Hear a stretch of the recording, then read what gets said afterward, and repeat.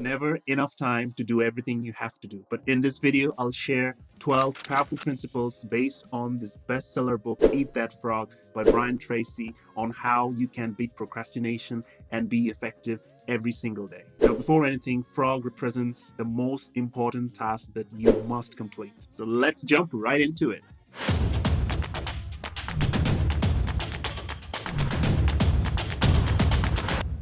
Lesson number 1, set the table. How many times it happened to you that you sit down to do some work and you absolutely have no idea where to start and what you really want to achieve? So before you start your day, write it down.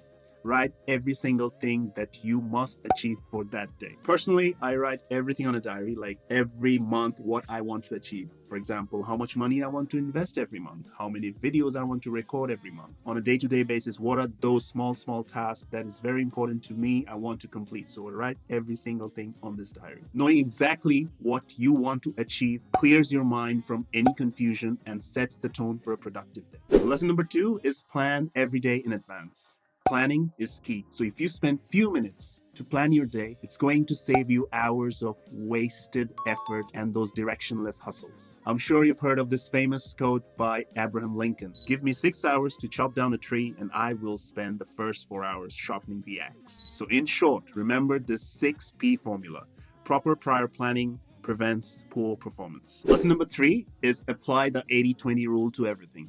Have you heard about the Pareto Principle? This principle says focus on the 20% of your activities that contribute to 80% of your result. This means identifying the tasks that produce the biggest return and prioritizing them. One rule that Brian pointed out is resist the temptation to clear up the small things first. So put all your focus and dedication to complete that 20%, the top 20%, to see the maximum output for the day. Please note, I've created a free one-page PDF with all these lessons to go along with this video. Check the link in the description to download a free copy. Lesson number 4 is consider the consequences. You have to think long-term. So long-term thinking improves the short-term decision making. For example, if you're thinking about financial independence, which is your long-term goal, right? But financial independence or any long-term goal is not going to come overnight. It's not going to happen overnight. So you have to take those short-term decisions very seriously. For example, you have to track your expenses, live below your means, save as much as possible, have that emergency fund, and then invest regularly. So these are those short-term decisions that you're taking in order to be successful for that long-term goal that you have set for yourself. But if you procrastinate on those short-term decisions, it will have negative consequences on your long-term goal of financial independence. So think long-term and take those short-term decisions seriously. Consider the consequences. Lesson number 5, practice creative procrastination. Yes, the word is creative. Only procrastinate on the minor tasks, the task that doesn't have a significant impact, but the task that's not in your top 20%. Procrastinate those. So basically, use procrastination to your advantage. You can't do everything, so choose your task wisely. Lesson number 6 is use the ABCDE method. Basically, categorize all your tasks from A, which is the most important, to B, C, D, and E, which is least important.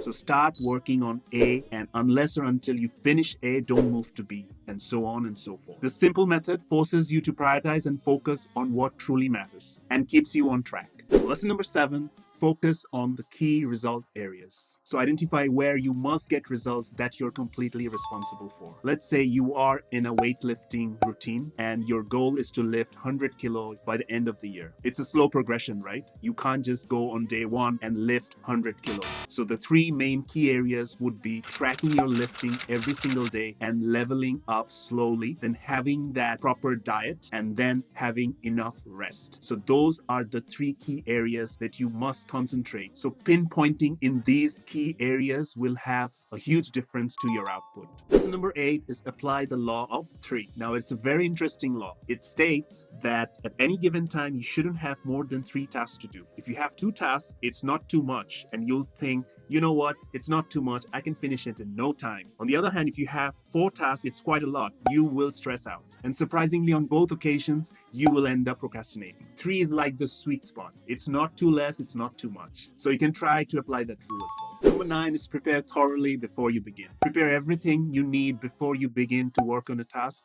making sure it's a smooth execution. Now, it's a combination of all the things that I have mentioned already, like having a list, prioritizing, writing it down, focusing on the key result areas. If you're not well organized, there will be a lot of noise and a lot of clutter that'll derail you from achieving your goals. Lesson 10 is take one step at a time. Break down major tasks into small steps. Take jigsaw puzzle for an example. When you unbox the jigsaw puzzle, there are like 1,000 small pieces and you are overwhelmed. But it gets easier when you take one step, one piece of the puzzle at a time. For me, I start with the corners and then slowly build the midsections. Whatever or however the task is, take one step at a time and you'll be fine.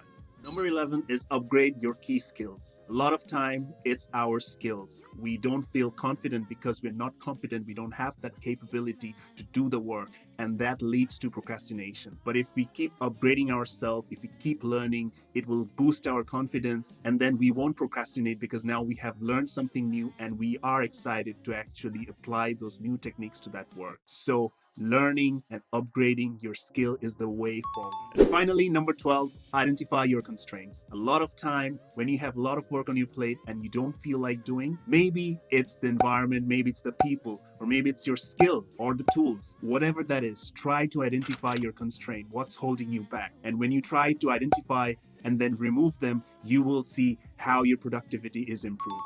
So we have covered a lot, from setting priorities to tackling tasks one step at a time. So which one of these 12 resonated with you the most? Let me know in the comment section below. Thanks for watching. I'll see you in the next one.